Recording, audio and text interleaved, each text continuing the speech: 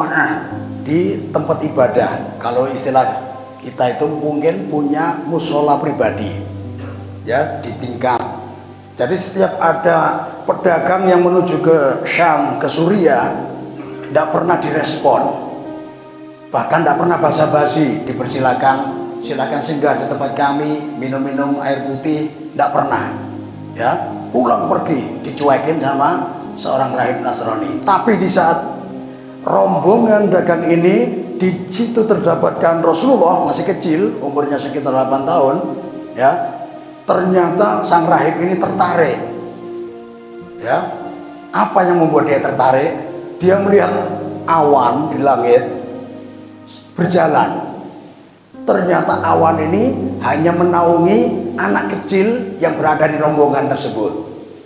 Nah, ketika dekat tempat ibadahnya orang Nasrani ini, seorang rahib ini, para rombongan dagang istirahat masing-masing di bawah pohon. Kebetulan Rasulullah yang masih kecil istirahat di bawah pohon, dan seorang rahib ini melihat ranting-ranting tiba-tiba berbelok sendiri, yang di atas ke bawah, yang di samping ngumpul di sini. Ternyata semuanya kumpul di satu tempat meneduhi Nabi Muhammad yang masih kecil. Lebih yakin lagi, sudah ada 2 tanda dari kitab suci Injil yang asli.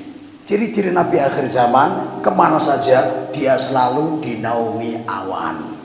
Ketika ada pohon, ranting-ranting pun berdekatan menaungi dia supaya tidak terkena terik matahari. Maka di saat itu sang rahib ini menyuruh pembantunya untuk masak banyak, mau menyambut tamu. Ketika sudah siap, maka dipersilakanlah rombongan. Wahai para rombongan dagang, silahkan singgah di tempat kami. Semuanya tanpa kecuali, baik yang merdeka, terutama yang juragan, termasuk yang Buddha, ya, ikut. Baik yang tua maupun yang kecil, jangan sampai ada ketinggalan. Dengan senang hati dan keheranan, karena sudah bertahun-tahun berdagang tidak pernah dipersilakan singgah sama sekali. Cuma kali ini, ya, setelah disiapkan hidangan, mereka pun nyantap hidangan, dicari, anak kecilnya tidak ada. Ditanya, wahai rombongan, apakah ada yang tertinggal di antara kalian?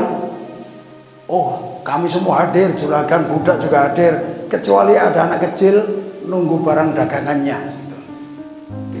Tolong dipanggilkan, jangan sampai ada yang ketinggalan. Akhirnya dipanggillah Nabi Muhammad yang tadinya duduk di bawah pohon nunggu barang dagangan pamannya tadi, Abu Thalib.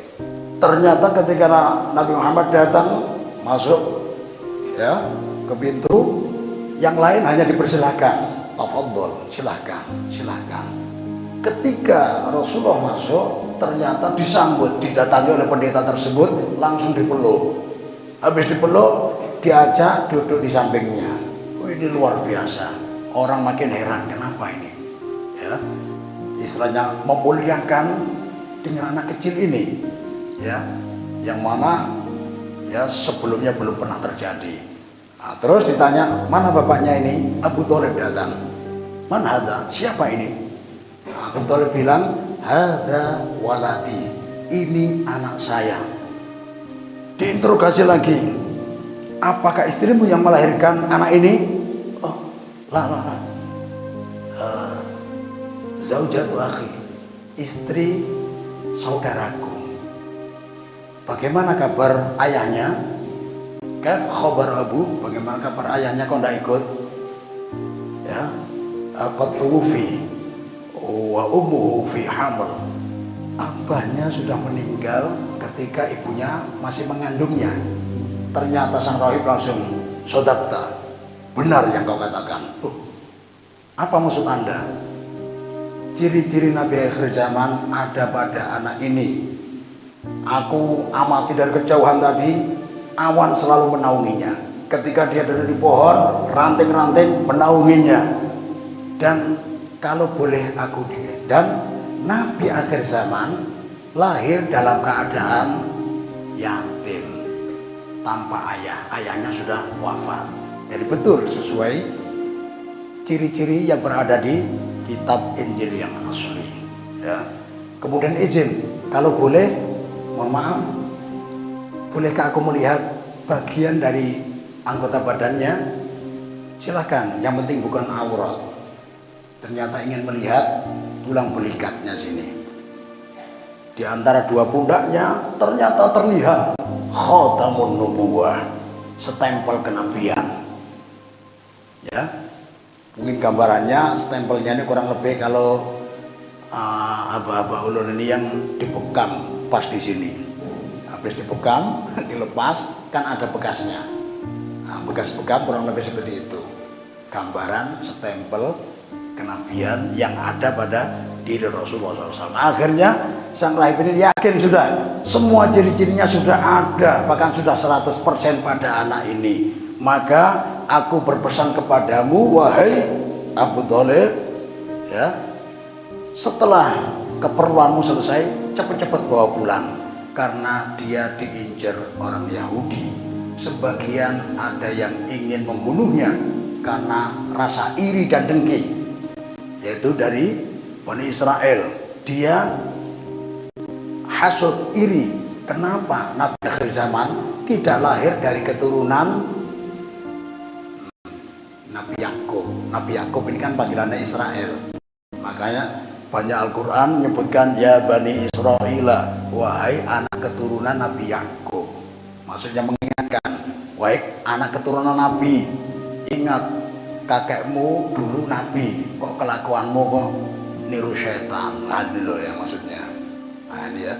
Jadi kenapa ya kok tidak lahir dari Nabi Yakub, ya, dari keturunan Nabi Ishak, Yakub bin Ishak bin Ibrahim? Kenapa kok lahir dari Bani Ismail, dari Nabi Ismail bin Ibrahim? Nah, ini ya, ini irinya. Cuma sebagian ada yang menasehati Yahudi yang lain yang mau membunuh, ya. Kalau bisa kalian urungkan niat kalian.